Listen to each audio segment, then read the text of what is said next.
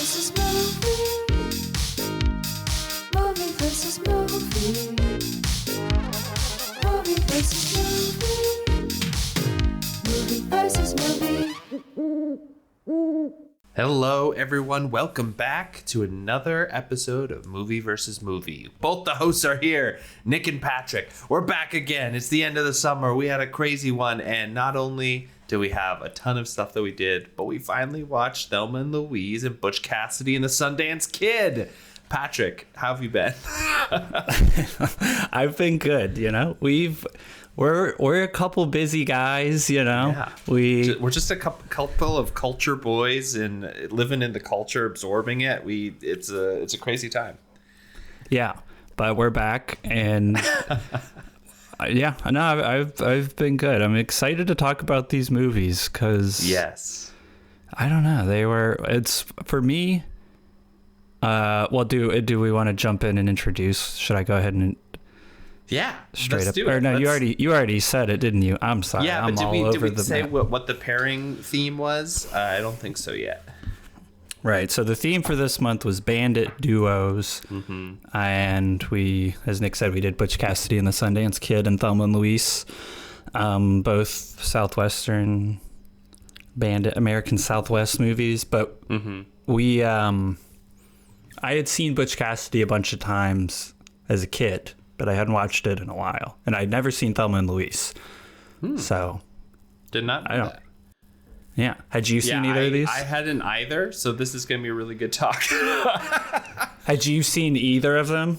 I had seen Butch Cassidy when I was a kid because my dad was super into Westerns, which I think is really crazy. We'll talk about this, but like that movie is so interesting because not only is the subject matter all about sort of like the encroachment of civilization onto the Old West as, the cowboy era sort of ends and we start moving into a modern sort of direction, and these two guys kind of unable to find their place in the new thing. It's sort of perfectly an allegory for the movie industry that was moving away from Westerns at that time. And so like I looked it up and like this is sort of the last Western, like the big commercial Western before they started moving away from it for several years. You know what I mean? So like it's kind of an interesting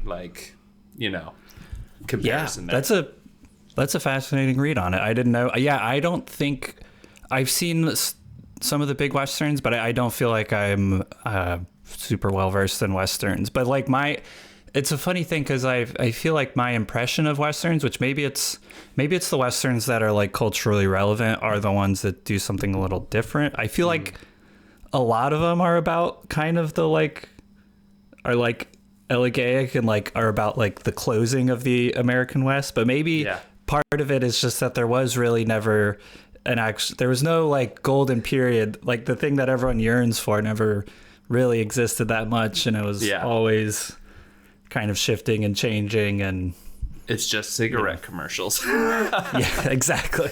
Everyone's just it's just really interesting because like the whole thing, I mean, we'll go through the plot and everything, but I had forgotten so much about the Butch Cassidy. Like I forgot that there's sort of this mysterious group of trackers that are like following them for the last half, and it's like really interesting. You can like cut together all the points at which one of them is like, who are these guys?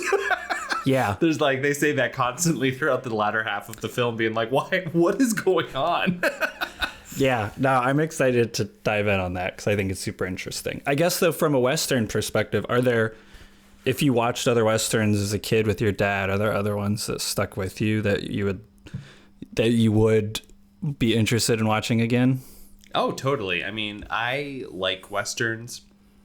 I like a slow burn movie. I will say that the genre itself is hard to rewatch some of the older stuff because there's a lot of stuff that happens that is like maybe fine for the time period as a period piece, but it's kind of rough to watch. Like there's a movie where Clint Eastwood, it's called Pale Rider, and he sort of like rides into a town that is going to be attacked by bandits, and he sort of like does a lot of this weird stuff, like he has them paint the town red and say like welcome to hell on like the signs, but he also sort of like comes into town and like rapes this woman, and it's very strange, and you're like, what is going on here? And it's sort of ends with you realizing that he's the ghost of the sheriff that they had like killed on behalf of the bandits to have the bandits leave the town alone, and so they killed their own sheriff, and so this was the sort of like the vengeful ghost that came back to do like save the town, but like had vengeance upon all of the citizens. And I was like, okay, but I don't know.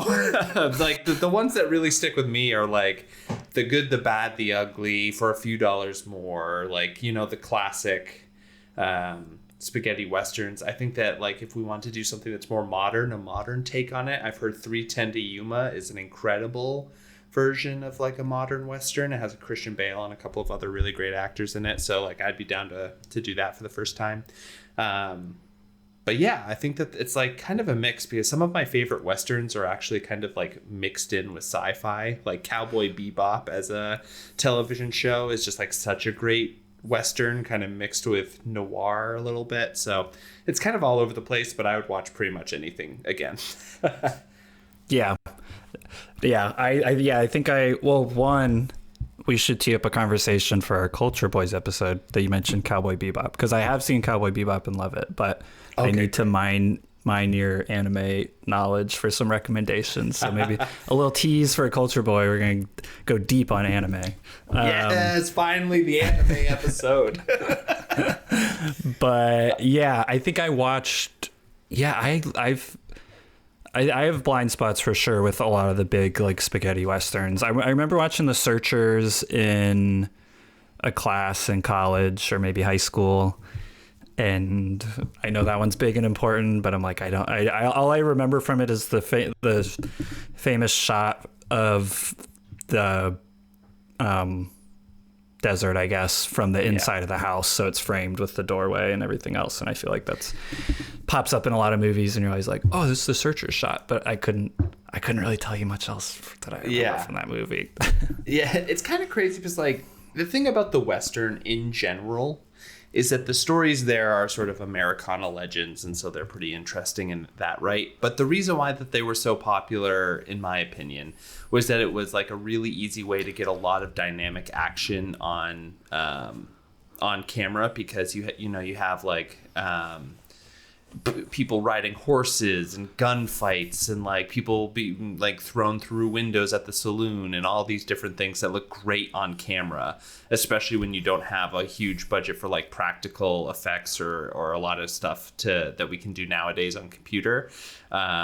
So I think that it kind of makes sense that the Western sort of died out a little bit and got replaced with like maybe like the action film or something, because it's, you can do more visually impressive stuff and bring it more into a modern era without having the difficulties of technological lag. So I think that my feelings about the genre in general of Western is that like there's a lot of interesting themes, but it is usually hampered by the nature of the genre, because people are always trying to fit into a box that had been put together with the spaghetti westerns, and I just don't feel like those are really worth it's not like, oh, what a tragedy that these are gone. You know what I mean? Like there's a lot to plumb from that era, but I feel like we haven't had a really good Western in a very long time. Yeah, I think any Western that gets made now too is kind of beholden to reference or like be in conversation with classic Westerns and say so. I mean, I'm sure somebody could just make a straight ahead Western, but yeah, I guess like I feel like, did you see Nope, the Jordan Peele movie? No, but I've heard that was really good, and also and that's definitely it's definitely, I mean, that's one that's very much about filmmaking and like, I don't know, representations of stuff in media, but also kind of loosely structured around a Western. But yeah, I'm curious. I'm excited to dive in on Butch Cassidy, because the thing you mentioned about it being analogous to like the end of the Western in Hollywood. Yeah, I think that's super interesting. I hadn't, like, that was the other thing with this movie. I think there's a lot of interesting stuff in the movie that I think points to that too. And I hadn't it's a movie that I have a hard time with because, like, as a kid, we didn't watch a ton of old movies, and so I have a hard time. I'm like, just I guess making a comparison to this movie, like as a blockbuster movie. I'm like, it's obviously seems very slow and like compared to anything we'd watch today. Yeah, it's hard for me to make a comparison to other movies of the age just because I don't have a ton of knowledge on those, and it just made me wonder like what, I don't know, how this movie was perceived at the time too. I think I looked at that it got kind of not like great reviews initially, and I think some people were like it's kind of slow and like there's that really long drawn out chase in the middle that's like half of the movie's runtime. Yeah. But then over time kind of got reclaimed as a classic. But the thing about this movie is that it's incredibly, both of these movies really, is that they are both incredibly well-made movies, which was just kind of a really nice to watch. Yeah, I mean I think that's the other thing with the Western is you shoot in these incredible location, like you shoot them all on location, and it's just like a showcase for the cinematographer to show these like really beautiful vistas. I mean, yeah, like exactly. Think about Thelma and Louise. Like half of that movie, I was like, this isn't America. This is like, what a crazy landscape. Such a cool, like, and also like Thelma and Louise was filmed in the 90s, right? Or maybe it was just the end of the 80s. Let me just double check. 91 is when it was released. So it was filmed end of the 80s, early 90s. The thing about Thelma and Louise, though, is like, there are parts of the country that feel so old in that movie. Like when they're traveling through some of like the Southwest, you're just like, man, like there's nothing out there. It's so dusty. The cars are old. The gas stations are old. Everything feels like so from a different era. And so both of these movies kind of have that transitional era moment to them as well, of like, you know, the Old West to modernization. And then in Thelma and Louise, it's sort of like an era. It's sort of, I don't know if I would really like pull in feminism, but kind of feels like, you know, the change of gender political outlook kind of changing into a new thing, but through the movie as well, at least in their understandings of themselves. And that felt very much tracking to their environment. Like there's like, they're surrounded by this kind of old way of thinking, an old way of doing things. And then as they kind of progress through it, you kind of get a little bit more them being sort of the outlier in this environment as they're sort of progressing through. It's a very like, man, these movies are so good. Let's start. But yeah, no, I think you're right about there is like a weird thing, and it's hard to place where it takes place in time in Thelma. Yeah, except for I was gonna say, except for when my favorite character shows up, the old man. Very. Who's that? Is it the old man who she gives all of her jewelry to? Because that's my favorite character. Oh no, I was gonna say the cyclist that blows the smoke and the bullet holes. Oh my god, he's so great too. Because he's like perfectly played. We'll talk about him because he kind of places it in a time and place, I feel like, but we should Okay, well, yeah. Do you want? Let's dive into Butch Cassidy and then put a pin in that, because I also want to talk about the biker. Because what a crazy good scene that is, that I don't find very relevant to the movie, but I'm so glad that they put it in. Yeah, but I think I don't know. There's a lot to I feel like there's a lot to talk about with that scene. Okay, but yeah. So Butch Cassidy and the Sundance Kid. So the movie was released in 1969. Two of the most beautiful men to ever grace the screen, looking hot as hell through this entire movie. I think I had this poster on my wall in college of the freeze frame from the end. That was like the main poster, and just talk about like style icons, or just aspirational American masculinity. But so masculine that they created a profitable salad dressing empire. And a film festival. That's true. Named after the character. Yeah. But the movie opens with the like film reel that you're seeing of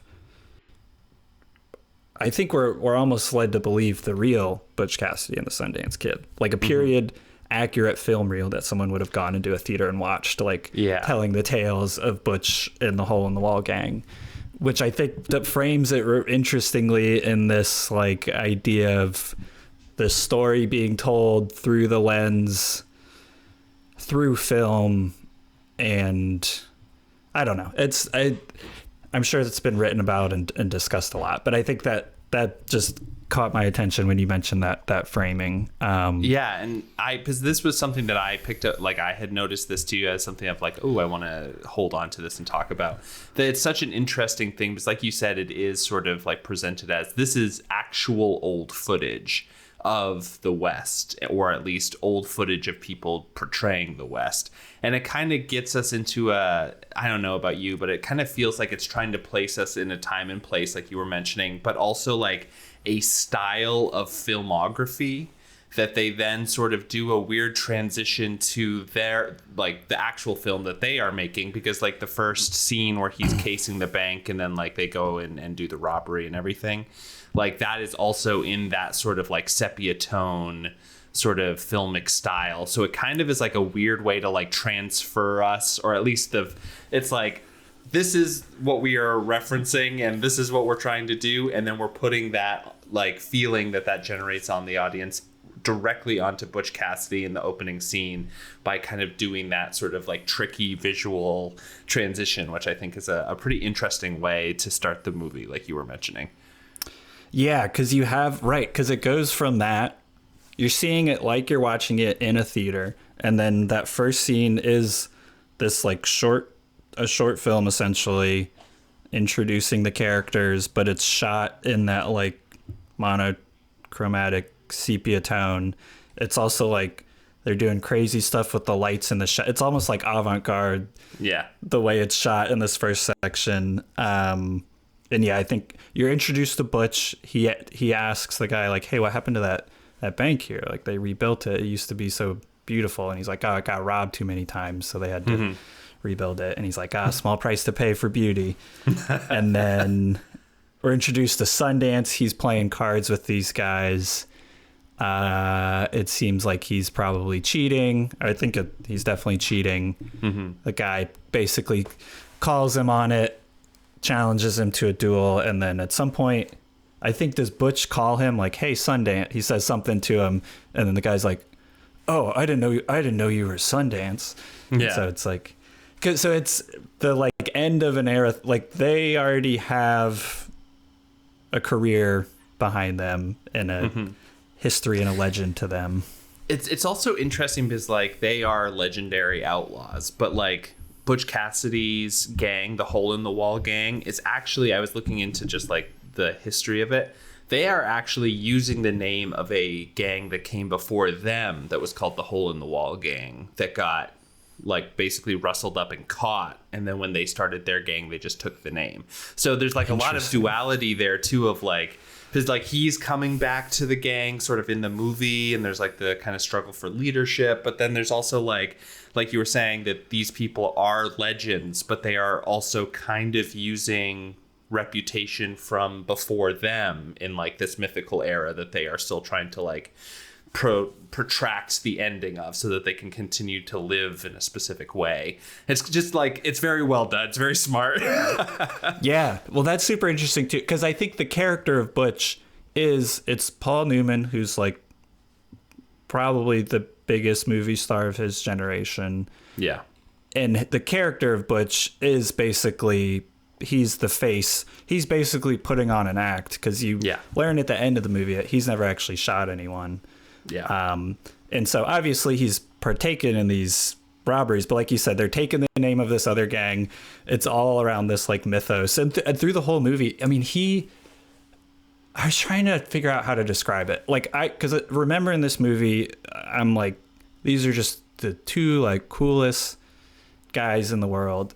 And I think like Butch isn't like, he's cool. I'm air quotes cool. Like he's extremely aesthetically cool, but he's not like always cool, like temperamentally. Like he's more I can't. I couldn't like think of the way to describe him, but he's a little more like nervy than I remember, and kind of. Well, it reminds me so much of like somebody. The difference between Butch and the Sundance Kid. It's sort of like Sundance is sort of so like coolly rational, and Butch, like you said, has this kind of nervy thing to it. And my read was that the movie was trying to tell us that like Sundance, he's a killer. He's like a dead shot, crazy skilled guy. And so he's not like nervous or crazy in these situations because he has the skill to back it up in some way. Whereas Butch Cassidy's major skill throughout the movie is that he's a great talker, and he has like sort of the charisma. He's like the gentleman bandit kind of thing. Yeah. But then, like you said, he starts getting nervy because like he is trying to trade upon a legend. He's trying to trade upon a reputation so that because like you said, he's never killed anyone before. He doesn't want to kill anybody. He wants to live in this way that has come before him where he's like, you know, this big bank robber, and he can go and like survive and like have notoriety and all the good things in life. But that's like actually not the era that they're living in anymore. And so as the world starts pressing upon like how he expects everything to go the way he wants it to go, like you said, like you start seeing that character starting to break and sort of like, you know, show his nerves because he's like, I have no fucking idea what's going on. And that's like goes to our conversation about the people who are following it with they're constantly like, who the fuck are these guys? Yeah, like as the walls. What's going on? Who are these banditos chasing us for like full countries? They are chasing us. Yeah, and kind of like this isn't how it's supposed to go. Like, yeah, I'm the star. Like I'm the guy that's supposed to get away. Yeah, but yeah, and I think like the thing you said about them being like gentlemen criminals. I think it's like very Ocean's 11, similar kind of vibes. Yeah, of like. We kind of have rules. I think Butch is more about that. Watching this movie, I also realized like Sundance is not. He is like the more hardened criminal, and I think has. I think Butch comes off generally as a moral character. Sundance he kind of sucks. That's like he's not a great. He's a dick. Like. He's cool when he's doing his gun tricks, but like otherwise he's a kid. Like he's got a shitty temper and he's an asshole to is her name Etta? He's asked to the woman who I think we can get into it. Yeah, her name's Etta. Mm-hmm. The love triangle kind of it all, but he's I was like, Sundance he kind of sucks. I think Butch is kind of the. Well, here's the thing, Patrick, because I was thinking about this too, specifically in the idea of like, why did I feel so much for Thelma and Louise at the end of that movie, which we'll get to, but I was not as sad in the same way at the ending of this movie, which we'll get there again. But as people know, it's like the most famous scene in this movie. They are in a foreign country and they're being pinned down by the military. I think it's Bolivia. And they're being pinned down by the military there, and they sort of come out from around this corner, and it freeze frames, and you hear all these gunshots, and it's like heavily implied that they are shot and killed. The thing for me, I was like, I was like, wow, that's a great movie. This is great. A lot of people feel like, oh, but they maybe they escaped, and maybe they're still on the lam or something. It like leaves that open.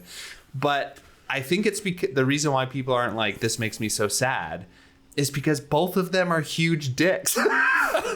Like Sundance is, I think, more authentically what the West represented, like a very sort of rough, a coarse sort of energy, very like up in front of your face, like you said, can be an asshole, has these really cool technical tricks with the pistol, and is like very good at what they do. Maybe that is more of like actual history or whatever, and then the sort of Butch Cassidy legend maker, train robber, all of that kind of stuff, the grandioseness that comes from Butch is sort of like, you know, the spin that we kind of put on that time period and the legend and myth making that happens.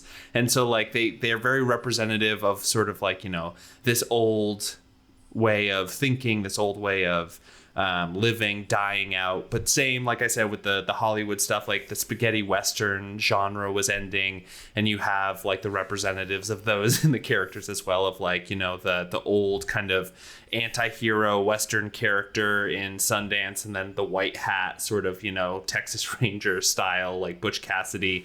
You know, it's sort of like, yeah, these people they represent stuff, but they're both assholes in the end. Like Butch does go and rob people, and he does bad stuff the whole time. He's just charming, you know?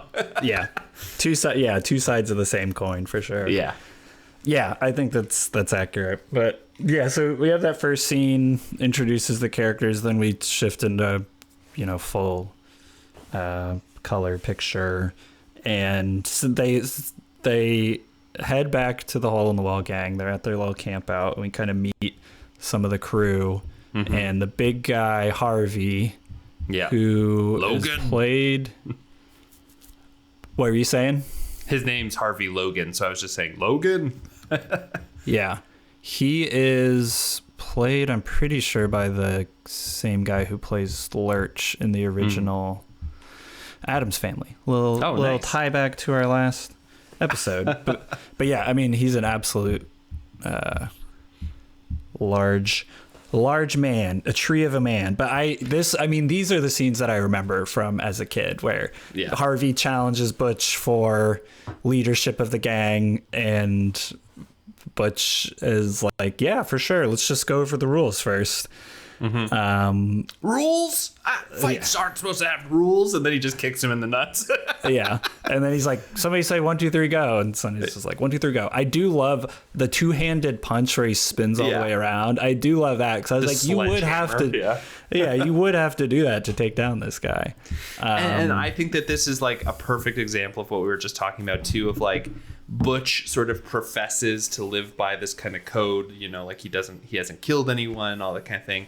But it's all flexible in the moment of, you know, like these people they do not have a code. They are sort of just opportunists. And I think that this moment does like paints that in a very charismatic way, where you're both like, oh yeah, this is fun. But you're getting to know them a little bit more, and what they're willing to do was very smart filmmaking. Yeah. So yeah, he resumes leadership of the gang, and then he's like, oh, that like idea Harvey had to rob the train both ways, that's actually a good idea. We should do that. So they decide to rob the Union Pacific in both directions. And so we get the first robbery, which is really, I guess they do successful robberies in Bolivia, but this is the only, like, I feel like set piece successful robbery in the film. What's the guy's name that's on the train? Woodcock. Woodcock. And he keeps saying, he refuses to open the cart that has the safe in it. He keeps referencing the guy he works for Union Pacific. I can't remember what his name, but he's like, I represent Mr. So-and-so of the Union Pacific Railroad. And Butch did have some real class analysis with this, because he was like, he won't give two shits if you get blown up. Like, he does not care about you. Just open the door and give us the money. And he refuses to. And they do blow him up, but he comes out the other side, at least the first time. Does he actually get fully blown up the second time when they use more dynamite? I can't remember. I think it's implied that he escapes, but I kind of forget. Okay. But yeah, I do love on the way back when they're like, they hear a voice again through the train wall, and then Butch recognizes him and goes, hey, it's Woodcock. It's so good. But they celebrate, they go into town, they go to the brothel, they're celebrating, and you get this great scene of they pan over to like the town, or I think they start in the town square, right? And it's the sheriff, and he's trying to round up a posse to go get them, and then they like pan up and they're just sitting on the balcony listening to them, and like no one is interested in joining the posse to go after them. It's like I think a combination of they're like, no, we're not going to go get ourselves shot and killed over the money that wasn't even ours to begin with, and also like, oh, these guys are kind of cool. Like, we hear about them on the news. I don't know.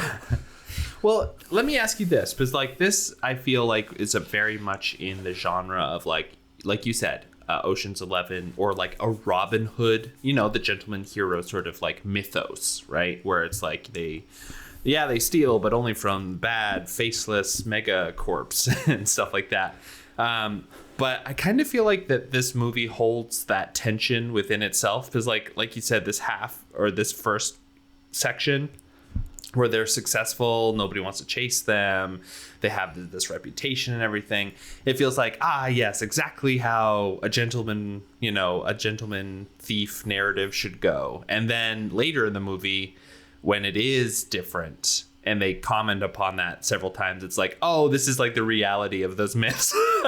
It's like, oh yeah, the Robin Hood would be tracked down and killed immediately. Well, yeah, I don't think they really. I feel like Sundance is kind of like this is kind of his lot in life. His destiny is to be a scumbag and a criminal. He was gifted with this wonderful aim. That's all he really knows how to do. Mm-hmm. Yeah, I don't think he's educated or can really do anything else. Yeah. Butch, I feel like, is different. He's like, I deserve this. I deserve a life of luxury, and I can't work a normal job. Like someone like me, like working. No. Like I deserve nice things, and the way for me to get nice things is to rob these banks. And it's a shame that that's going away. That's a problem. Yeah. I should be able to do this forever. Yeah, exactly.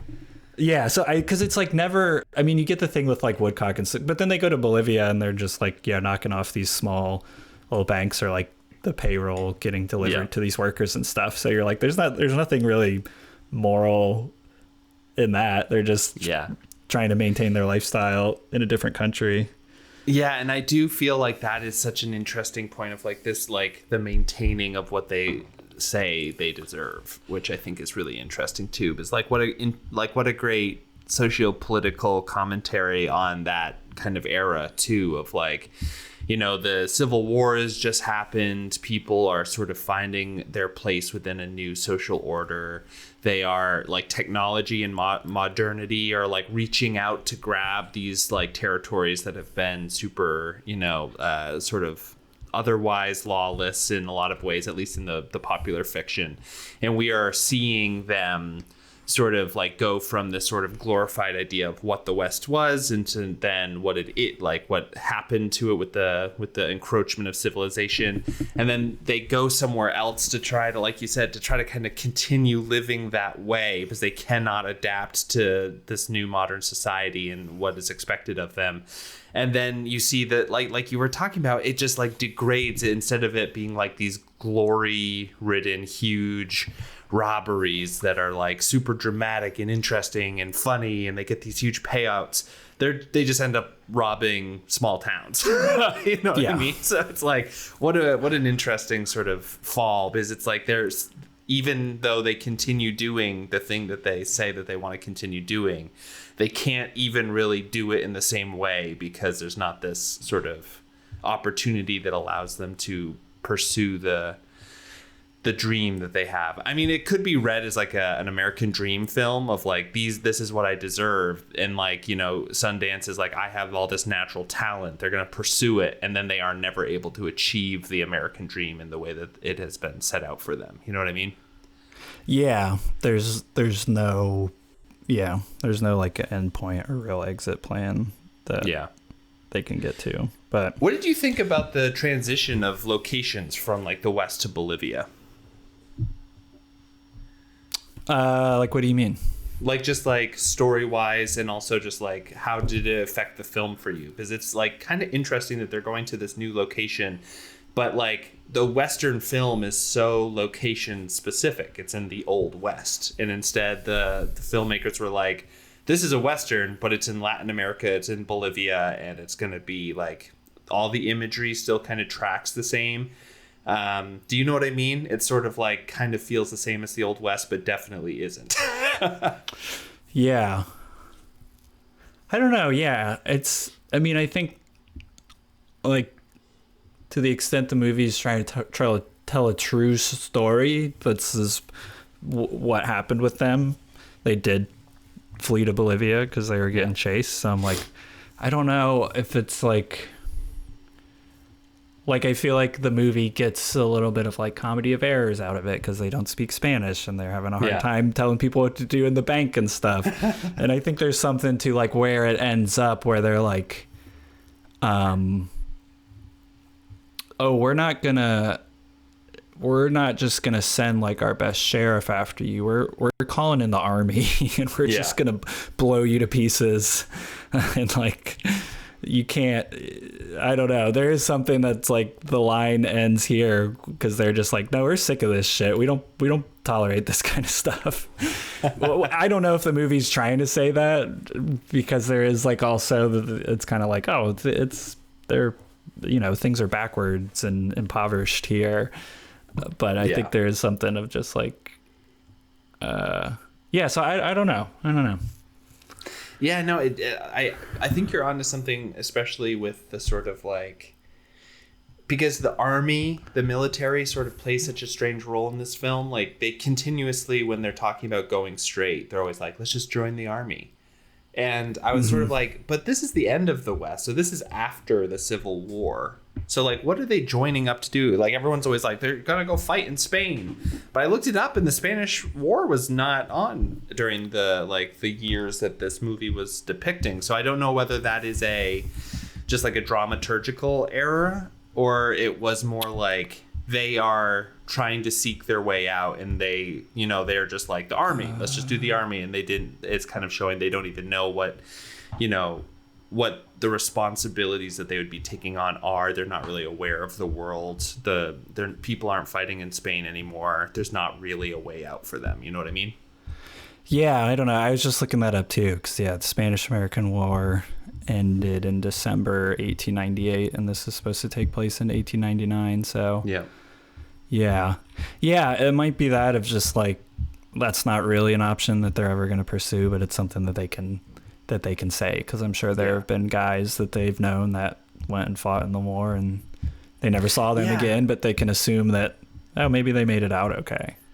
Yeah, and I guess maybe it just is, it kind of continues the theme of like, we are living in a time that has already passed. Like even their ways out, their way out that they have in their brain, it's like that was from an older era. Like that's not available to you anymore. You know what I mean? Yeah. But yeah, well, let's go through. We can go through to get up to that point because there are a couple. Things we're still beforehand. On the train robbery. Sorry. No, you're good. Because they go to the brothel. The guy's rounding up the posse. The bicycle salesman shows up, which is really funny. Yeah, he's like, I got this newfangled thing called a bicycle, and people are like, oh, okay. Or no, he raises his hand like he's going to volunteer, and then he just comes up and starts making his sales pitch. Yeah, honking the bike. Yeah, I had forgotten about the introduction of Etta to the movie, which is a strange sexual assault fake out scene.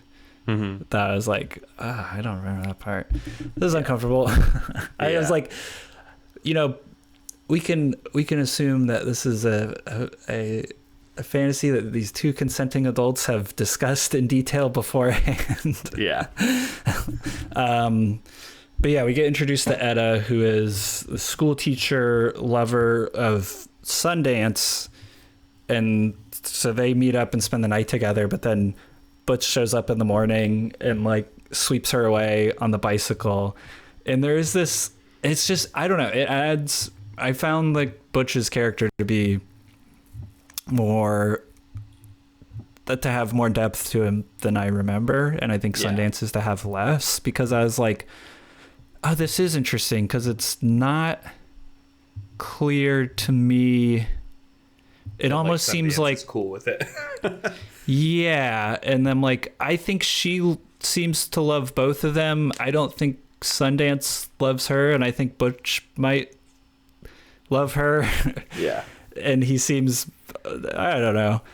I mean, it's a lovely scene with the bicycle and raindrops keep falling on your head. But I was like, this is a little thorny.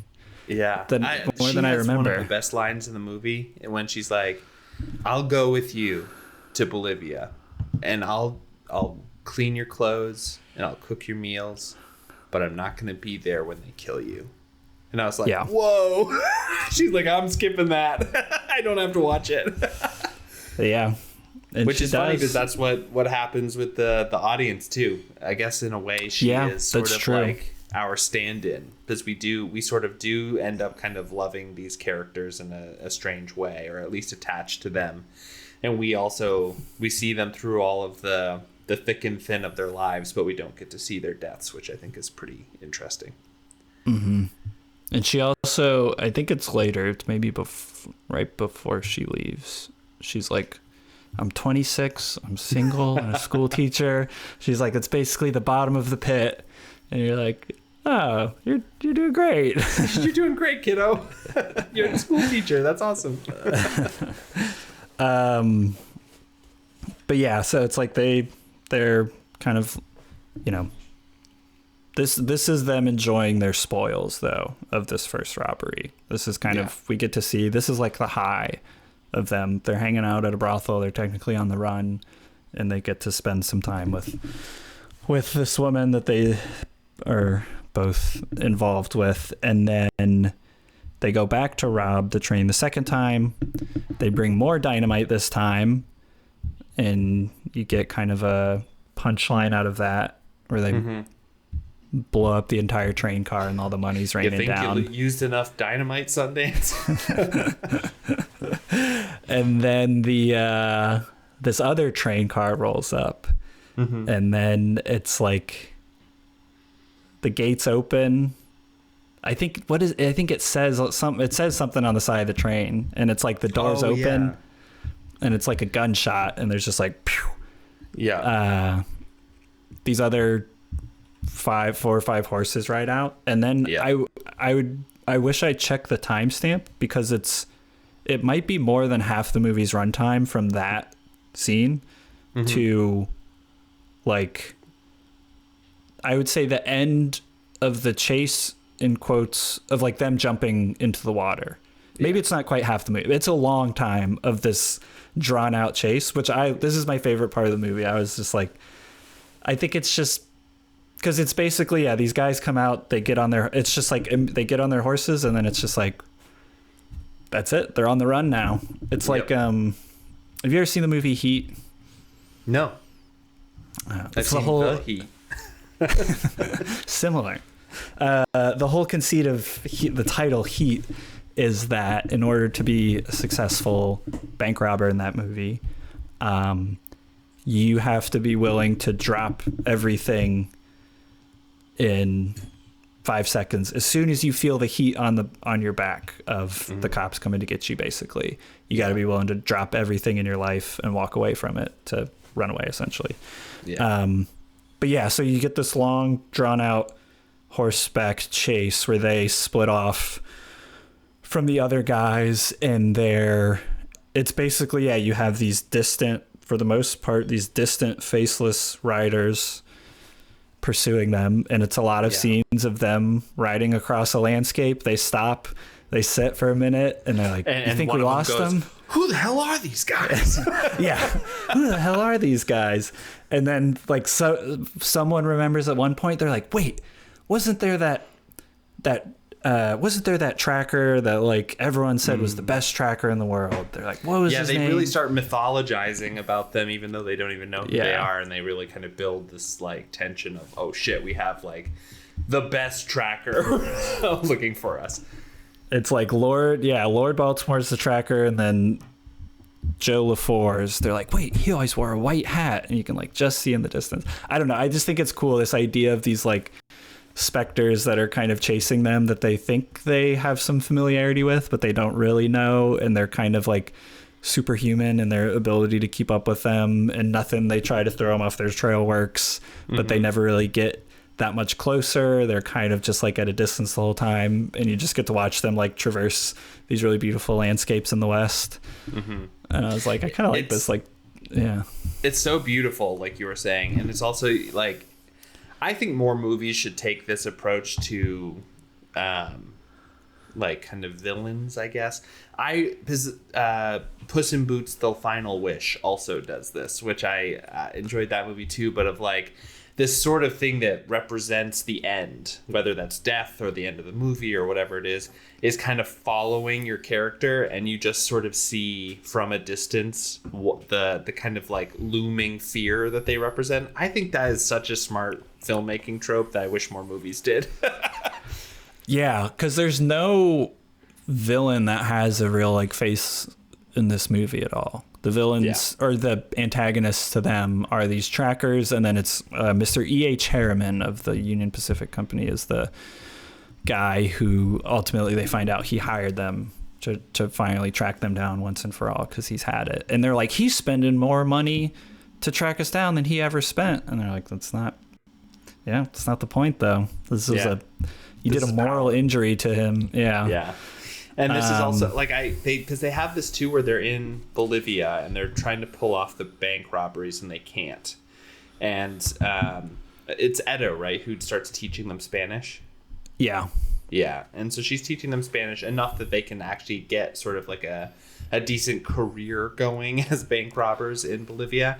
But then there's that moment where they see the hat, like the white hat, and they're like, oh, fuck, they're here. They followed us even here. Right. And I thought that was such a cool moment, too, of like, oh, no. And again, I don't think you see his face. You just kind of like hat. It's the white zoom in on the hat. And it's kind of like you're not sure. You're like, are they just being paranoid? They just saw a guy in a hat. But you're like, no, it is this like specter of death. But so I think they try a couple things with the like one sheriff that they tie up and stuff. Ultimately, they decide to go to Bolivia, but they do get their kicks in New York because you have the little montage. Little photo montage of them like hanging out in New York. And I'm like, I'm sure this was just like a way around not having to actually shoot in New York and do all this stuff. But I was like, this is fun. You get some Burt Bacharach music over it. Yeah. And then they take off for Bolivia. Right when they first get there, Sundance is like, this place is a piece of shit. Come on.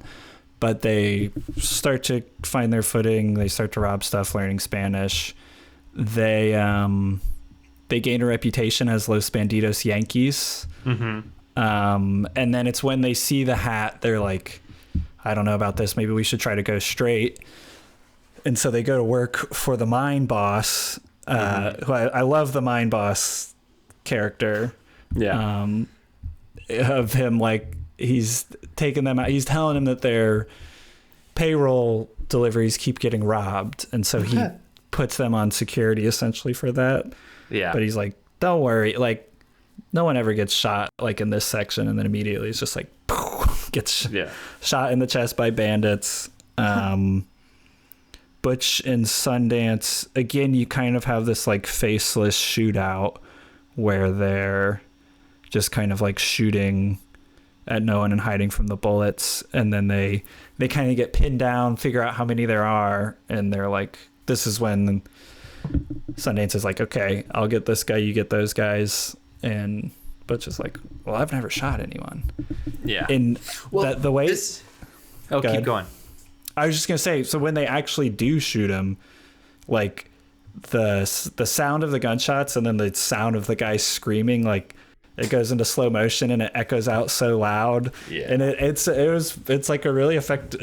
I was like, this communicates the trauma of this experience. This idea of like these guys' screams are gonna like ring in Butch's ears for the rest of this. It's so close to the end too. It's like, oh my God. Yeah, like, and it's also.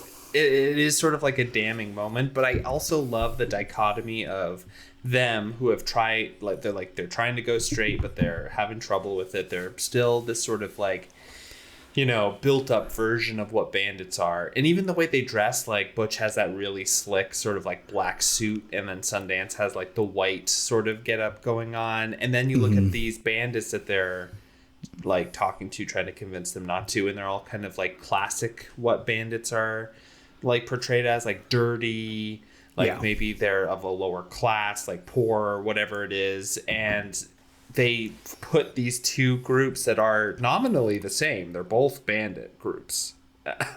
And they put them side by side, and then you see like, oh no, like this is like something different, and this is what bandits are. And like, I think part of it is that Butch can't stand the comparison. Like he hates that, like, that is what people think that I am, and that's one of the reasons why he's able to do the shots. That's a incisive. Because it is like, after all this time, he hasn't killed a single banker, he hasn't killed a single lawman that's been after him, but the person he kills is ostensibly someone who should be the same class as him, but he's like, it reminds me a lot of Brad Pitt in Thelma and Louise, like that character, the robber and how he robs places, where he's like, just because you're getting robbed doesn't have to mean that this is a bad experience. Like, you're gonna get a good story out of this, and like no one has to get hurt here, and no one here is gonna have to pay a dime. Just fill up the bag. It's like you're gonna have a great story to tell your kids, like that kind of thing. And I feel like Butch is that kind of person. Like that's how he wants to see himself. Of like, I'm doing this like very adventurous kind of alternative lifestyle. No one is really hurt by it. It's like exciting and adventurous, and people love to talk about it. So it's like almost like no one is harmed in this. And then you have them confronting real bandits, and they're like, fuck. They're bang, bang, bang, bang, bang. So very true. But yeah, so they're like, well, shit, we can't go straight either, apparently. So this is kind of when they see the end is near. Etta realizes that she says that she's going back home. Sundance is very mean to her, and then she leaves. And you kind of just move towards the end. I think they're just like sitting out eating or hanging out. They steal that payroll, so they do go back to robbing banks. That's right. They take the payroll. They go back to robbing banks. There's a brand. It shows it. It's interesting because it shows it in the movie, and I don't think in the context of the movie you'd really know, but I guess this is what really happened. Was I think with the horse they stole was branded, and a cop sees that. And then, they literally start a shootout and then call in the army, and you're kind of like, oh, this is really the end. And I will say, you mentioned that I felt a little sad watching it this time, more than I remember like as a kid. I think as a kid, you're just like, this is this like mythical tale. And this time I was like, oh, this is a little sad. They are going to die. Apparently, according to Wikipedia, the real story, what they think happened based on how their bodies are found and stuff, which this could all be apocryphal, was that they got shot and were injured, and they think that Butch, I think, shot Sundance and then shot himself. Which I was like, that would be, I understand why they wouldn't put that in a 1969 Hollywood blockbuster, but what an interesting ending that would have been. Very Grapes of Wrath or whatever. Grapes of Wrath, of Mice and Men. Yeah. I feel like the freeze frame ending kind of adds to this extra layer of like what you're seeing is a fantastical version of this, where like you said, you can show you this part. You can imagine what happened. It could, who knows what happened. And part of that comes from the conversation they have right before they get sort of like cornered, where they're like, next we're going to Australia. That's where we're going to be safe. You know what I mean? Like they never kind of give up on this sort of like chasing this legend further and further. Like they're just going to keep it going, keep the party going, just new place, same thing. And so I do think that it's a little bit like that, like what you're saying of like, we're doing this freeze frame because, who knows what, like these are mythical guys. Like maybe they do get out of it. You know what I mean? Yeah. But I'll say the only other thing that I had that I wrote in my notes towards the end of the movie was I wrote, is Butch queer coded? I don't remember why I wrote that. I think I was thinking about that there's some tenderness between Butch and Sundance at some points, but I think I was trying to, the idea of who loves who in the movie, where I don't think Sundance really seems capable of loving anyone, or at least not these people, where I was like, I think Etta loves both of them, and I think Butch also loves both of them. Yeah. In a way, but it might just be more companionship than romantic love. Mm-hmm. Yeah. It's such an interesting, like, her leaving was so sad too. It's like, oh no, she knows that they're gonna die and they just can't accept it. Like, they could go back too. Yeah. But yeah, all in all, I think like it's a movie that I can't remove from watching it as a kid. So yeah, it feels like such a, like, yeah, one of those like formative early childhood for me, because I saw it probably when I was like 12. Yeah. Probably too early, but my dad really liked to watch Westerns, so. Yeah. So I think I still have a lot of fondness for it. I think in part because of that, but I don't know. I think it's still works well. And again, just the middle part, I think I could watch that. Just It's like, so beautiful. as its own thing. And speaking of never going back, and also a beautiful middle part of a movie, why don't we talk about Thelma and Louise, and then we can get down into the guts of these movies. So I didn't know how close these movies were going to be to each other. Dude, this is a perfect pairing. Like, yeah. It's crazy. Like, the structure of the movie is very similar. The, like, sort of, I would say that the only thing that's like majorly different is sort of the motivations and the willingness of the main characters to put themselves through what they're going through.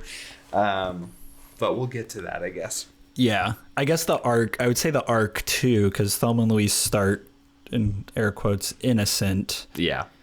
And are kind of made bandits by circumstance versus Butch and, but yeah. No, I can't wait to talk about this. This movie is so good. So, anything you want to say before I start into the plot? Is there anything that like got your mind going about this movie as a whole? No, I had never seen it. It's kind of crazy that it's directed by Ridley Scott, who's like Gladiator, and this was the first movie by Ridley Scott that I was like, oh, this is why he's like held up as like one of the best directors. You know what I mean? Yeah. Like, but kind of like very much a guy that makes movies for guys. Yeah. Like more. Well, I mean, he's made a lot of movies. I don't want to reduce him to that, but I was like, okay, Ridley. Yeah. Right. Yeah, and it's like what a broad ability too. Like, I mean, he did, Alien, he did Alien, and he also didn't he do, I'm thinking of Sam Raimi for Spider-Man 2. But yeah, like he's done like a bunch of genre pieces that feel so different from each other that it's like pretty crazy that he's able to nail each and every one of them. Yeah, just stylistically. I guess, yeah, I forgot he did Alien, so I guess I shouldn't discount him from being able to make movies with strong female leads, but it just stylistically, very different from his sci-fi and like period pieces. Yeah. And let me just say this at the front. Susan Sarandon is so good. She was in The Hunger, the movie I was talking about last time on Culture Boys that Alice and I saw in theaters. But like, she's just great. What a fantastic performance by Susan Sarandon. Yes. Yeah. I had a hard time with Gina Davis, but only because she really reminds me of my old stepmom. And I was just sort of unable to get out of that mode. I think she gives a good performance. I maybe have some qualms with how the character's written. Yeah. More it's so right? than the performance. Yeah. Okay, let's dive in. So, Thelma and Louise are both women in sort of like a unspecified Western state above Ohio. I think they're in Arkansas. Arkansas, I think you see a plate that's Arkansas, yeah. Okay, then yes, they're from Arkansas. Oh yes, because the fishing cabin that they're traveling to is from Arkansas too. So, they are both, I would say, like lower middle class to low, like maybe poor class. Thelma works at a diner as a waitress, and Louise is a housewife for a car salesman who, wow, I have a lot to say about that character. Yeah, it's names are swapped though. Just that. Oh, did I mess that up? Gina Davis is Thelma, Susan Sarandon is Louise. I'm so sorry. Yeah, I swapped those. No worries. But yeah, just take what I said, swap them. But yeah, so Oh, and it's not a car salesman; it's a carpet salesman. Is Daryl the husband? I just misheard that. I thought that he had such a crazy car that he was a car salesman. That would make sense. I mean, yeah. We have to talk about the men of this movie. Yeah. Yes, I'm so excited too. But yeah, so they meet up, and you see sort of a call, like a phone call where they are talking, and Thelma is sort of like, "Hey, I haven't asked my husband if I can go on this trip," and then Louise is like, "Come on, just let's go. Like, I want to go, and I want you to come." So she's like, "I'm not even gonna ask. We're just gonna go," because it's kind of implied that Daryl is cheating on her. Like, he's like, "It's Friday, and that means that I'm not gonna be home till late." And he ends up like not coming home until like 2 or 3 in the morning. So it's sort of implied that he is cheating, but who knows? And they decide to pack up their bags, and they're going on a trip to a fishing cabin that Louise's boss has and is apparently selling, so they want to use it before it's sold. And so they all start heading out. They get in the car and they start going. They end up driving for a little while before they're like, "Hey, let's stop at this bar and kind of get our whistle wet." And they kind of stop at this sort of roadside sort of country bar, and there's music and dancing. And Thelma starts getting hit on by this guy who the waitress kind of comes over and is sort of like, "Are you bothering them again?" sort of thing. Like, should you be over here? And Thelma sort of is like, "Oh, he's fine. Like, we're just talking." And he's like, "Yeah, we're just talking." And so they start having more and more drinks because Thelma is feeling like, "I just want to let loose. I've been with my husband who hates me and I hate him," that kind of thing. And Louise is sort of like, "I just want to get on the road." She looks really nervous. We don't really know why yet. Later, they start heading out. Thelma is very drunk and gets kind of sort of taken advantage of by this man who takes her out to the parking lot and then tries to rape her. But Louise comes out and she has a pistol that they had taken from Thelma's husband's like closet or whatever. So she has this pistol and is like, "Stop it, let her go." And Thelma is let go, and Louise is like basically puts the gun down and starts walking away, and this guy's like, "I should have fucked you earlier," and like, "Fuck you both," and all this kind of stuff. And she just turns around and shoots him and fucking kills him where he stands. And then we start having, basically there's the before this moment and after this moment of the movie, very much like Butch, Cassidy and the Sundance Kid, where then they are on the run. And at first Thelma is sort of like, "Why don't we just go to the police and tell them what happened?" And Louise is like, "You just were dancing with that man all night, and you think people are going to believe you to say that he was getting handsy and forcing you to do something, even though you were dancing with him all night and seemed pretty into it?" And she's like, "Oh, I guess." And then we're sort of like thrown into this thing of like, oh, these people are living in such a rigid patriarchal world where even though this has happened, and Louise like recognizes that she was like, "I shot him after the self-defense part." like this was cold blood killing kind of thing. Yeah. So so because there's an age difference between the two, and Louise is the world weary diner waitress who's kind of, in Thelma's young, naive, sheltered. She's been with her husband since high school, but wants to let loose. Yeah. And like, it's interesting that it's never explained how they know each other, like why they're friends, which I liked, because at first I was like, I do wonder what their deal is. There's clearly an age difference and like a temperament difference, although they obviously like get along well, but you're like, I don't know, they're just, at some point they cross paths, or they were kind of like star-crossed, like, or like destined to be together. Can I say, this is like, I agree with what you're saying, and I think it's such an interesting movie because, like you said, we're never really fully aware of what Thelma and Louise's relationship is. It's not clear about how they got to know each other. It isn't very clear how close they are, though it seems like they're very close during the movie.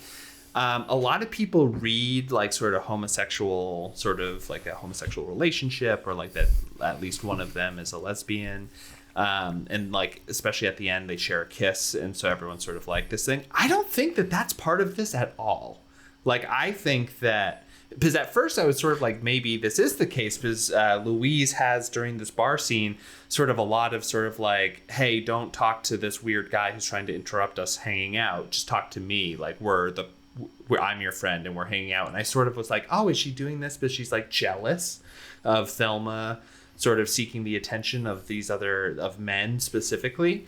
And I was like, maybe this is where that's going. But no, it's all about what happened to Louise in the past, which we find out later with the Texas stuff. So I think this movie is like very well structured, but I do think that like I kind of disagree with the read that these are any more than friends. I think this is a movie about the female personhood sort of like struggles that people have in the America as a woman, but also what it means to like be a friend, like a female friend in America as well.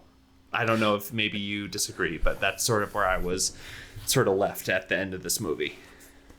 I think the text of the movie, I think you're pretty spot on with what the text of the movie is. I think like subtext and or cultural embrace of this movie is like very is that probably leans more that they're more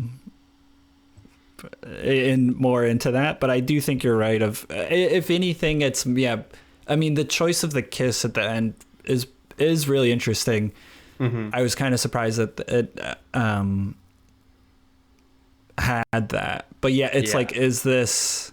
It's a pretty chaste kiss, and it's like, is this more representative of like some kind of like self-actualization that they're progressing towards versus like latent desire that was like motivating stuff the whole time? I mean, I think it's also interesting to watch how their appearance changes over the course of the movie. Yeah, that's such a good point. I didn't pick that up, but you're right. I think, especially like in 2025, then by the end, I'm like, this is like a lesbian that lives in Brighton. Like with a little neckerchief and everything. Yeah. I'm just like wearing camo and like cowgirl boots and like a ball cap, but. Totally. No, yeah. I totally missed that, but you're totally right in that. That's very true. And for me, the way that I kind of read the kiss, and we'll get there and we'll probably re-talk about it when we get there. But for me, the kiss was just sort of like, I love you, a fellow woman friend, more than anything else in the world in this moment. That's sort of like how I read it, of like, sort of like, I love you. We're going through this together and I'm there for you truly, completely. Even though I don't really see it as sort of like, I'm romantically in love with you. But you're so right. The neckerchief is sort of like a hint that maybe there's some subtextual reading there. But it could be a chicken and the egg thing, too. I'm sure a lot of people are inspired by the style of this movie and adopted it after. So, I think it's...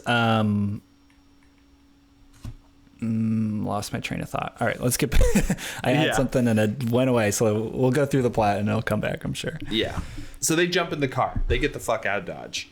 The waitress who is serving them the whole night, who is super great, comes out and starts talking to a police officer that came, and she's like, anyone who knew this man knew that this is how he was gonna die, like in some sort of altercation with all these women he's abused. He's a serial abuser, and the waitress had no sympathy. And then the detective is kind of joking around with her, like, yeah, that's crazy, but I still have to look for people. Like, what do you think? Was there anyone? And she's like, there are these two women that you could talk to, but they didn't do it. Like, they were not the type that would do something bad out of the blue. So, like, don't even, like, it's worthless to follow up on. And this detective is like, okay, first suspects, which I thought was such an interesting way to start the whole thing, because it starts this ball rolling that cannot be stopped, and just everyone involved is crushed under the weight of. But I think it's so interesting that it started out with like the waitress being like, do not follow up on this. This was that they didn't do it. They're not the type. Okay. So they're not a lead. Don't follow up. And he's like, that's my suspects. Well, yeah. So the Harvey Keitel character is interesting. I almost don't want to spend too much time because I think there's way more to it. But for one, I have an analysis chambered and ready for when we get to the end. I was gonna say, for one, I was like, I can't. Is he trying to do a Southern accent or not? He wasn't. Tell. I was like, is he supposed to be like big city cop that came down to the South and is solving this case? A cosmopolitan, sort of like Italian cop. Is he trying to? It was interesting casting. I think right by the end, we're almost supposed to believe that he is like trying to save them. Him running after the car. I don't know. Well, you can talk about it at the end, but I was like, that didn't feel earned from what his character is in the movie. I didn't really get that he had some like moral desire to protect them. Yeah. So here's my read, and like you said, we'll get into it later as well. But here's my read: is that this whole movie is about patriarchy and the systems the system that we are all in that causes us harm to ourselves, harm to other people, but allows people to enact power fantasies and harm upon us without any sort of, casualties, I guess, or any sort of damage that they feel like they can get out scot-free. And I think that the cop character represents people who are like, no, I'm a moral good person who doesn't believe in this power structure being like, this power structure should not allow you to be treated like this. You were mistreated. I want to be able to take care of you. You're the victims here too. Just come and let me help you. That is the role that he is forced to play within a patriarchal system where patriarchy hurts all of us in it, no matter whether you're male or female. And he is somebody who is a man who maybe is not a violent, hurtful, power-obsessed man, but he is forced to enact these sort of power-based and class-based punishments upon the women because he is an active part of the system. And so I think that his whole role in the movie is to show you that even moral, upstanding people who don't want to hurt other people or don't think that Thelma and Louise were at fault for everything that happened, even they are because they are a part of the system, they end up driving these women to their deaths. You know, he's subsumed by it. Because as he's chasing the car, the force that he is the symbolic leader of has 100 rifles trained on them versus him. Like, what are all these fucking guns about? Like, they're just two women, don't do this. Like, what if someone shoots them? And then the guys that are like nominally under his control are like, you don't give orders here. These are dangerous criminals. These are murderers, and we're gonna make sure that they don't murder again. And it's like, no. But yeah, the world this movie takes place in is cruel and patriarchal and vile. All of the men in this movie are like vile, horrible, disgusting creatures. What do you think except about Jimmy? For the cyclist? I think Jimmy's a snake. Jimmy's presented as kind of like, Jimmy's presented as a foil to Daryl, where Daryl is kind of an upstanding citizen, but a horrible, deceitful person and a terrible partner. Daryl is Thelma's husband, just for the audience. And Jimmy, who's Louise's kind of on and off again boyfriend, is kind of this more scuzzy, on the edge of society type, but he's a drifter.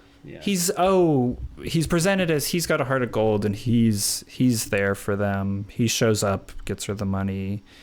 He loses his temper a little bit. He throws some things around, but he doesn't hurt Louise, and he's just heartbroken and in love with her. And then he says, I'm not going to tell anyone that I saw you. Yeah. And then he gets home. It's raining and it's broad daylight, which is weird. That happens a couple times in this movie. I was like, do they just not have the conditions to shoot there?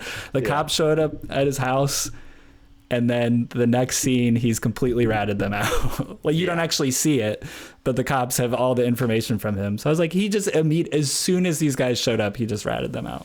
Yeah, and it's so interesting too, because when she says to him, do you love me over the phone?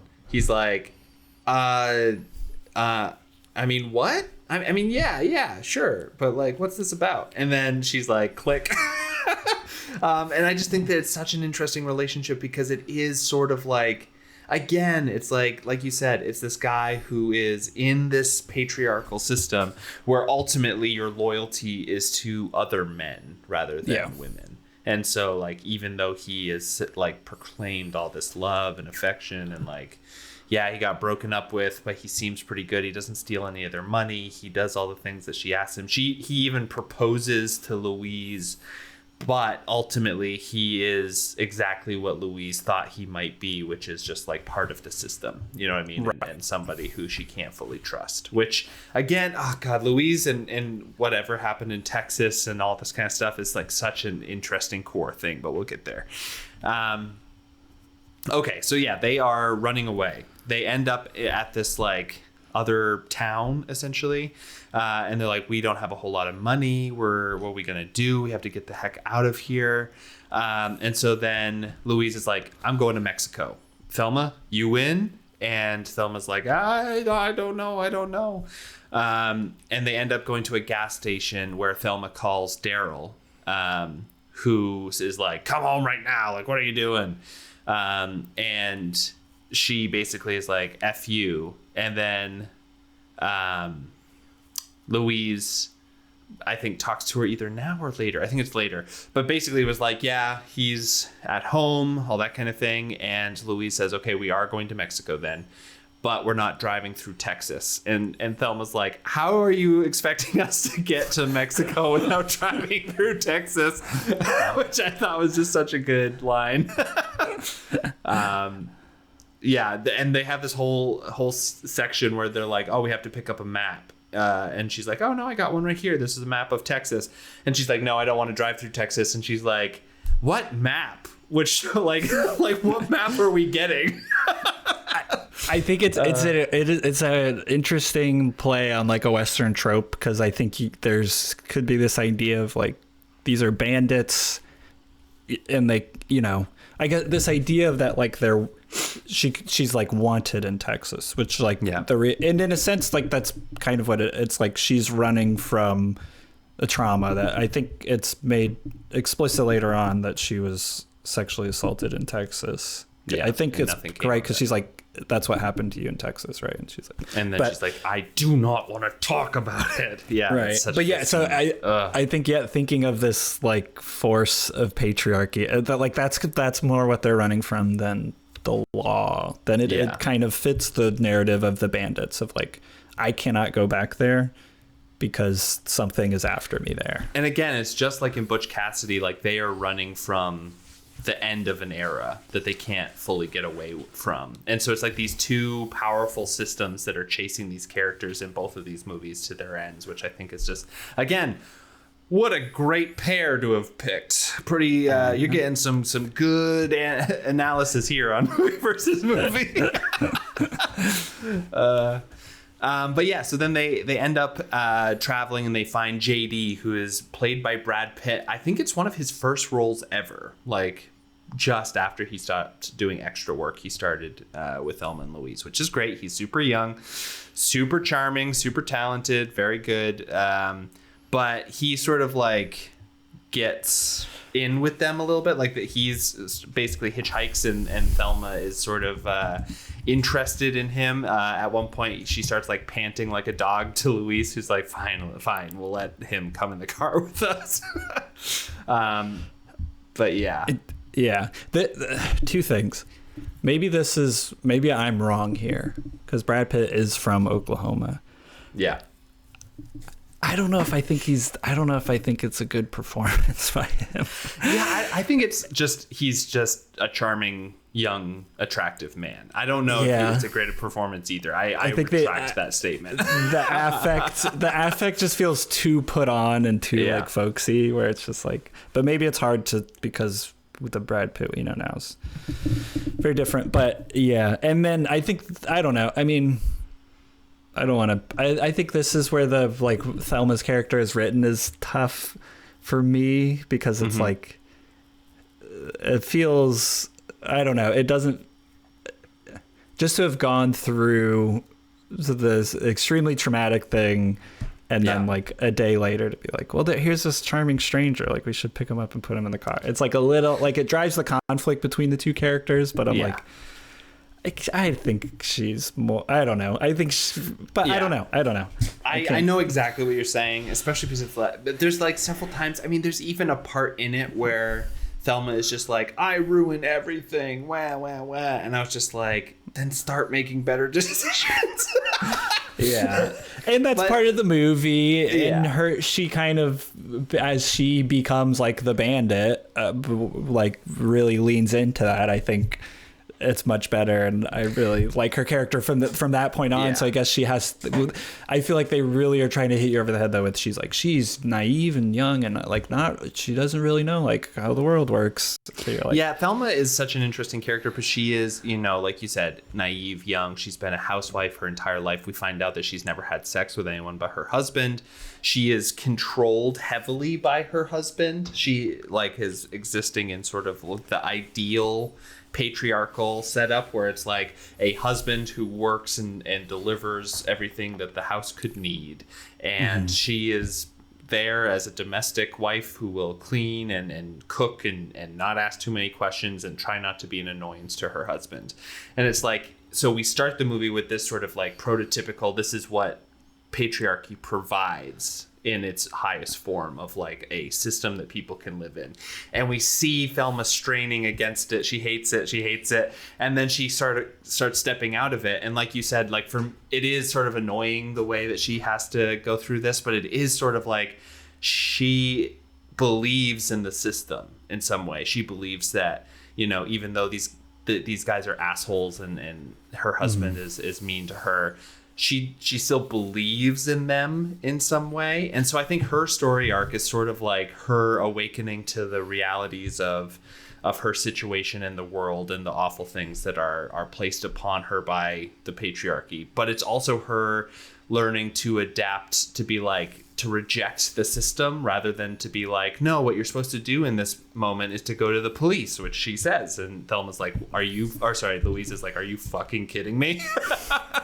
So I think it's an interesting development from her where she needs to be burned by people not upholding their side of the social contract a few times before she starts like kind of getting wise to it.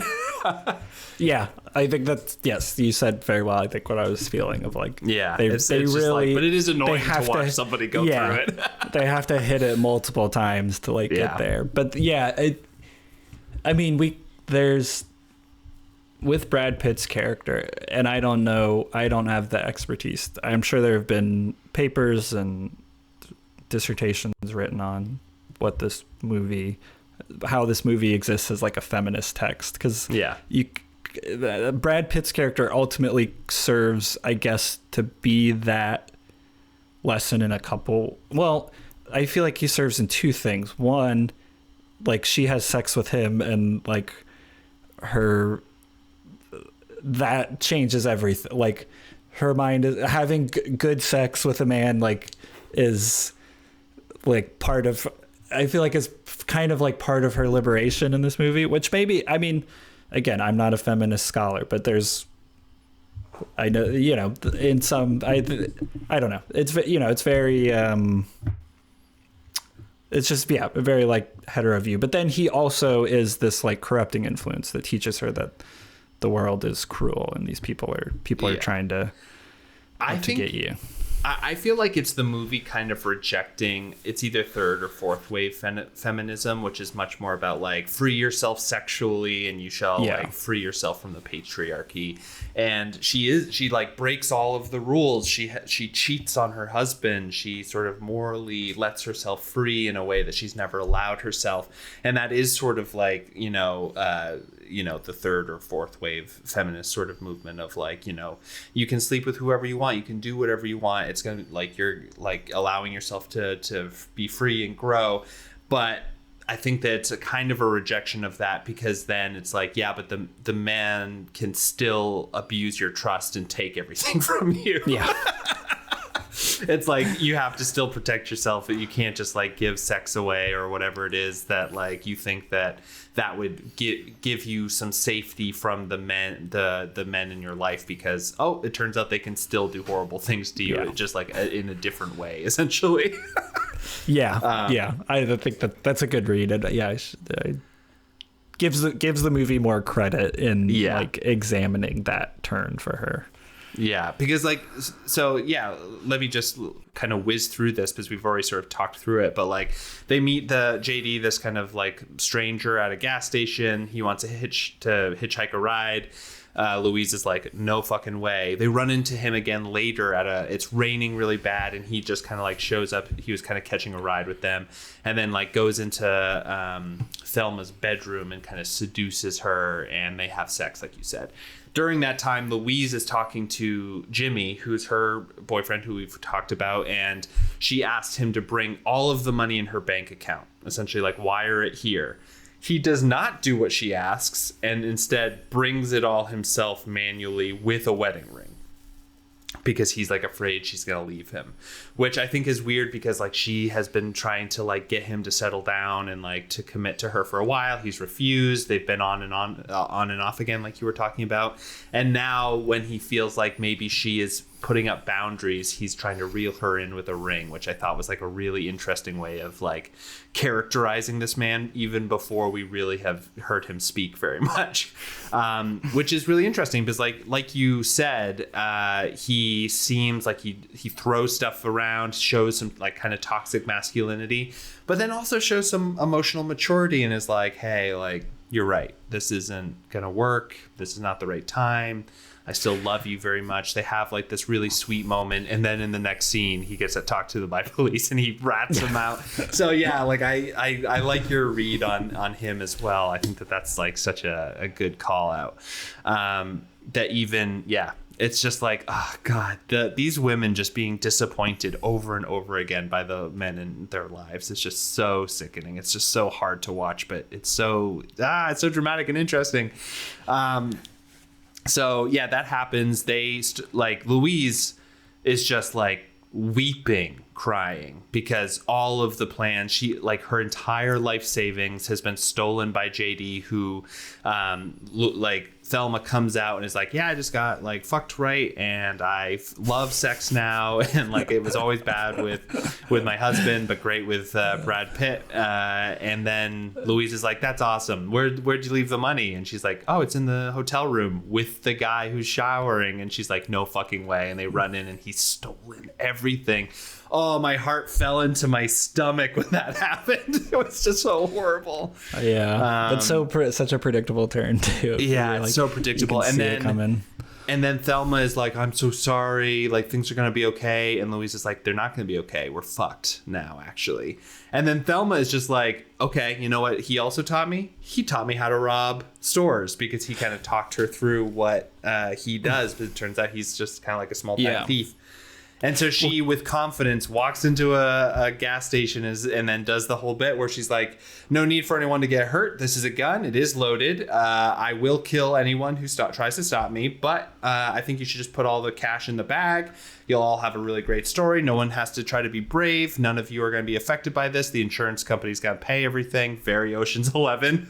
Yeah. And it's like, yeah, there's no one at fault here. And her kind of taking this sort of power for herself, she is able to get them the resources that they need to continue to make their escape.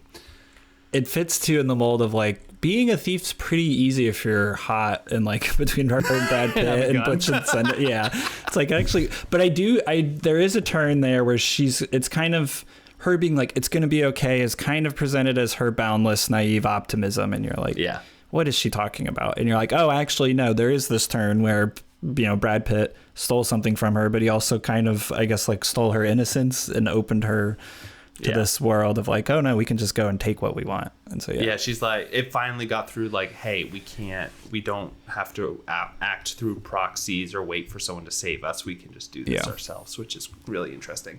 Then they hit the road. They have some money and they are ready to go. And Louise gets asked by Thelma about why they can't go through Texas. and she sort of insinuates like, hey, is it because you were sexually assaulted there? And Louise reacts in such a way that they basically are like, we're never going to talk about this. She's like, I do not want to talk about what happened in Texas. I am not a victim. And then Thelma's like, okay.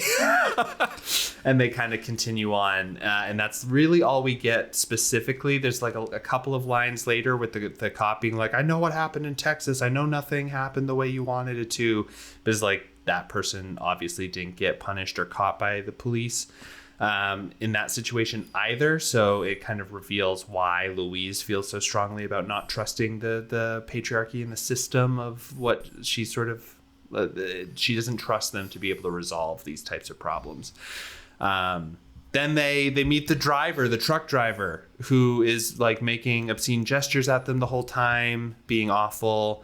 And I don't know about you, Patrick, but I was watching this and I was like, I know from media and Alice and lots of women in my life telling me that this type of stuff happens, but I was sort of like, what is the truck driver expecting to happen in this moment? Like, he's so gross and so horrifying. And like, I sort of felt like it was movie, like almost too theatrical when he was like, oh, they're going to pull over with me? Okay. Like, maybe I'm going to get something. He takes out a condom and like walks up to them.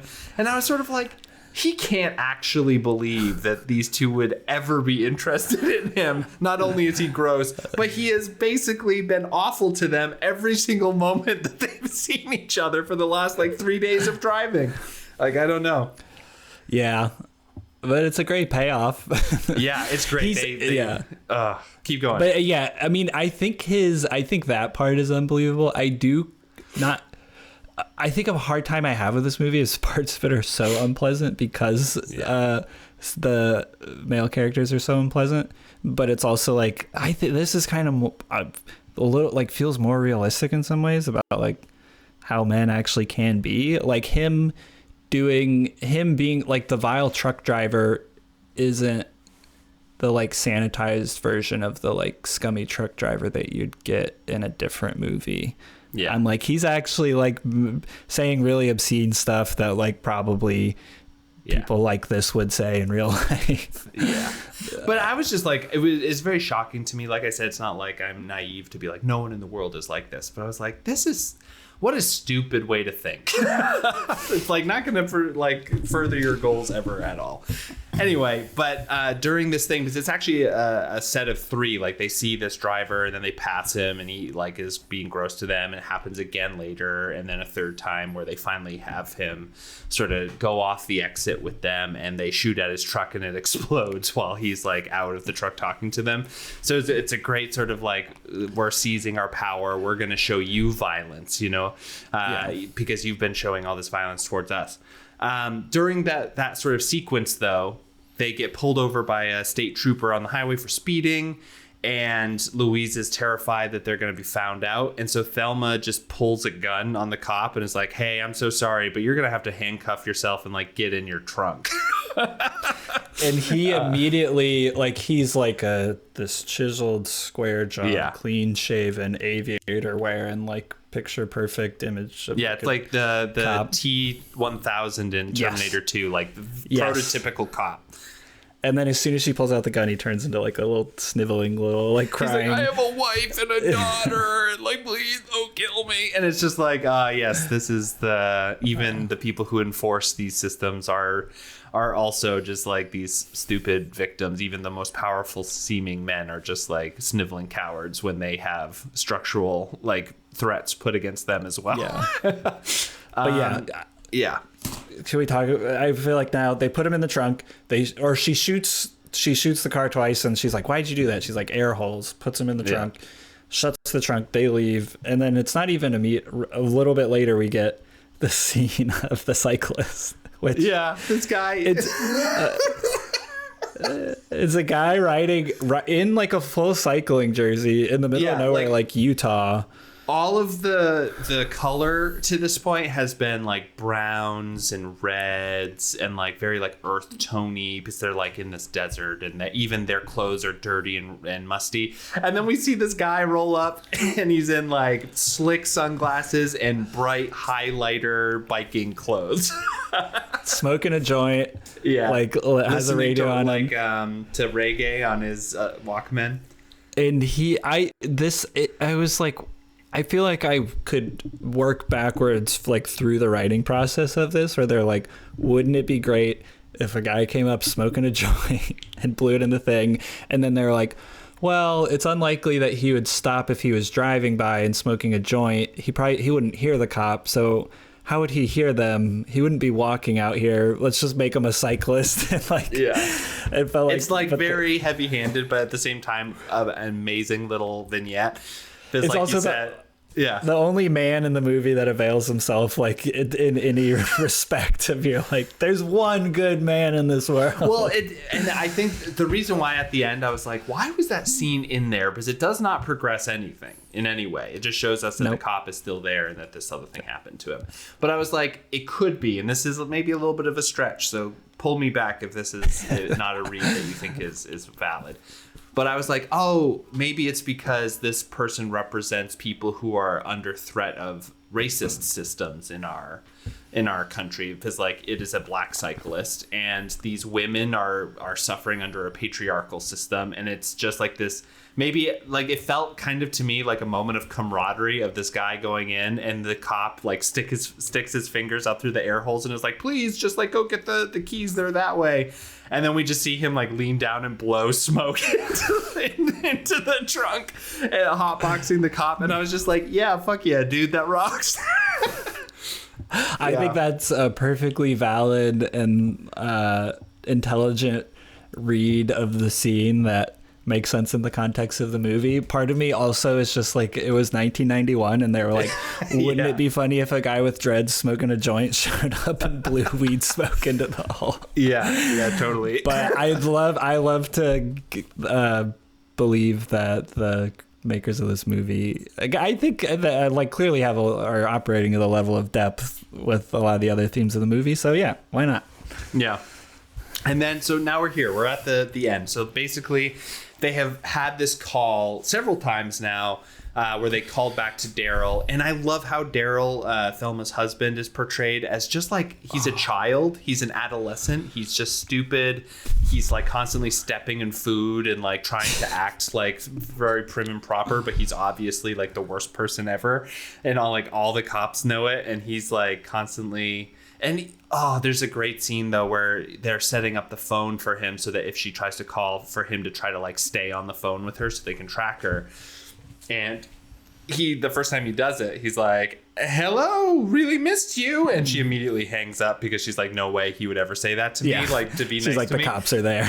Yeah, exactly. But then they call him back. And I thought it was really interesting because we see a little bit of a scene with the police and Daryl where the police officer's like, you like try to be nice, try to like say that you miss them, that you love her. And he's like, yeah, whatever, man. And he's like, yeah, women love that shit. And it's like, oh, like even these police officers who are looking down on this guy, they're like still have this like kind of shared camaraderie and status that comes with them subjecting women. So I was like, oh yeah. God, this movie's well made, but these are all awful, disgusting men. But yeah, so they catch on to it because she's like, one of them starts talking on the phone a little too long and they're able to trace the call. So they know where they are. And all of the police start heading there. They are kind of driving through this beautiful section of like New Mexico where there's just like the huge like pillars of stone, like cliffs and like desert. And it just looks beautiful. And they have these like really nice quiet moments of just being like, look at where we are. This is amazing.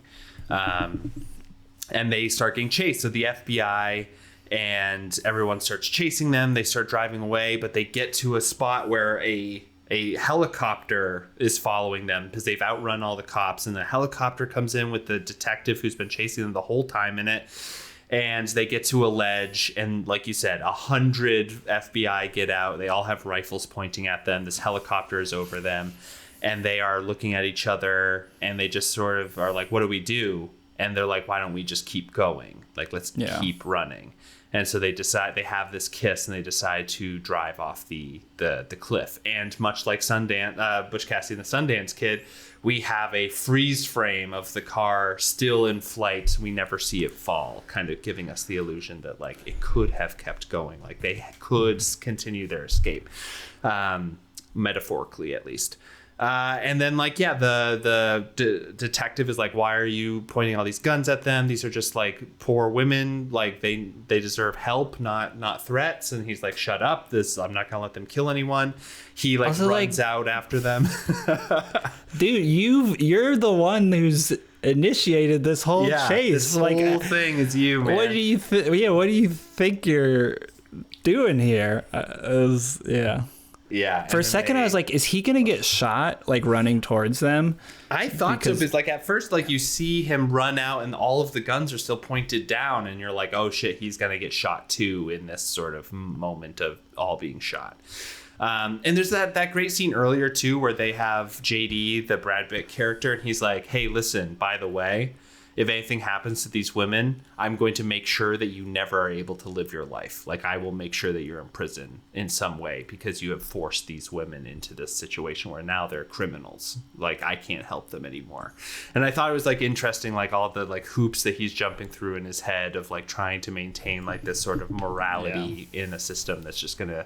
It was always the case that these women were going to get fucked over because of this. You know what I mean? And he just can't accept it. Yeah. Oh, but what a great film. I loved this movie. I was like, this is a capital M movie. Like you were talking about, both of these movies. Amazing cinematography. Like, it's such a cheat to put anybody in the West because it's just like beautiful. The landscapes are so foreign but interesting and all that kind of thing. It's just like, what an amazing place to set a movie. Yeah, and I mean, credit to the cinematographers because it takes skill to shoot in and the color balancing is beautiful. But what do you think about these two? So I would say that they're both incredible movies. They both really speak to a sense of like losing agency or trying to chase an idea that may not actually come to fruition for you, whether that's being able to be an independent woman within a patriarchal world or like being able to live the life that you sort of expect and want for yourself, even though that the era that supplied that life was ending. Like, I think both of these movies are incredible, but I like I said with Thelma and Louise, I was watching it and I was like, this is cinema. This is like very like I'm gonna be thinking about these shots. The movie was so good. I didn't even like Gina Davis very much in the movie. She was very good. I just personally had a hard time watching her, and I still love this movie. I thought Thelma and Louise was like, what a great movie. I'm so glad I finally saw it. What about you? I think rating them as movies, things that you would go see at the multiplex on a big screen and take it in for that way. I think to me, Butch Cassidy works better in that respect, just because I have a great time watching it. I love to watch these hot guys doing hot guy bandit stuff and being cool and riding horses. It generally held up for me, save a couple parts from just like this memory I have of it as a kid. I think Thelma and Louise, I also think it's more of like cinema. This movie, there's layers and layers of depth to this, and it's understandable why this is like a cultural touchstone. And it's much more, it was much more thorny and mean and kind of vicious than I thought it would be based on its reputation. And I think as a movie, I have a harder time with like, I would want to go back and watch this again just because so much of it is like unpleasant, really. It does make your stomach twist multiple times. and you're like, these people are giving great performances as just the worst guys, like Daryl. The worst people like, imaginable. and it's like it's real in that. I think it's it's too. So I ended up watching it in parts because I started to watch it with Aaron, and we kind of got to the inciting incident, and I was like, I didn't know that it was this intense, and we ended up turning it off like the first night just because it was like a little too real, and then I went back and watched it later by myself. So it was like, this was more than I thought, because I was like, I just knew it was a movie about I think I knew that they killed someone. I was like, they're gonna kill Daryl. They're gonna plot and kill Daryl because he's so bad. I thought that was gonna be it. But it is much more. It's much more complex and thorny, and it's this strange. So yeah, there's like. So I think if we're thinking of like the Bandit movie and what can, using that structure to like kind of raise these questions and try to answer some of them and stuff, I kind of lean Thelma and Louise as being better in that category. But then if I'm just thinking of like a big movie that I would want to go see, I think I'd go Butch Cassidy. But I think for the assignment we gave, I would give the nudge to Thelma and Louise. I would do it too, just because I think Thelma and Louise has such a strong thesis statement in the movie that is supported throughout the entire movie, that I'm like, this is just like top of its class when it comes to the metaphor and like the entertainment of the movie. But like you said, Butch Cassidy and the Sundance Kid, you can read a lot into it. There's a lot of stuff going on in there. It's not a lesser movie in any way.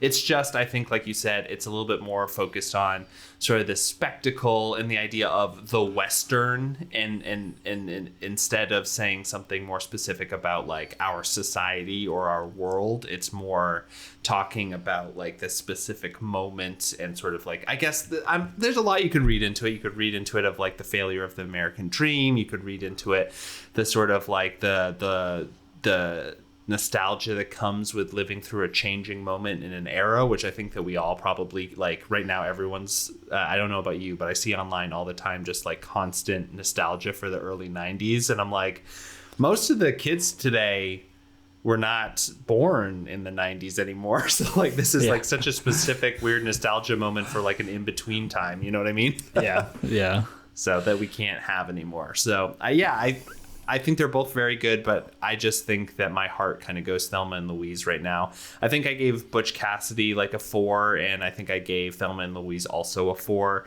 on Letterboxd, which is an amazing movie in my book, just not sort of like game changing in my brain.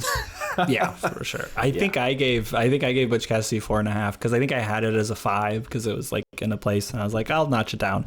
I think I gave Thelma and Louise 3.5, but I've realized 3.5 is what I do with movies that I don't quite know what to do with. Yeah, like, a little difficult, more that I'm like, this was a good movie, but either it didn't quite work for me or I'm not quite sure. And on some of them I sit with me and then I think about more, and I feel like they either go up or down. So maybe, but it's all. Yeah, I feel like I have a before movie versus movie rating and an after movie versus movie rating. Where like after we've talked about it, I'm like, man, that movie was so good, I'm gonna jump it up a couple of notches.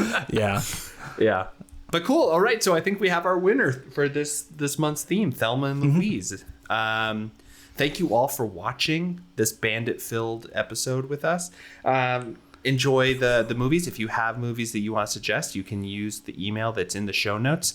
We're going to do a Culture Boys later this month where we're going to talk about a bunch of things. Patrick, I've seen so much cool stuff lately that I want to tell you about. We can talk about the movie we saw in the theater together. We can talk about, I saw Wednesday, the new season of Wednesday, and they've completely changed sort of aesthetic and the idea of the show. So I think that that's interesting.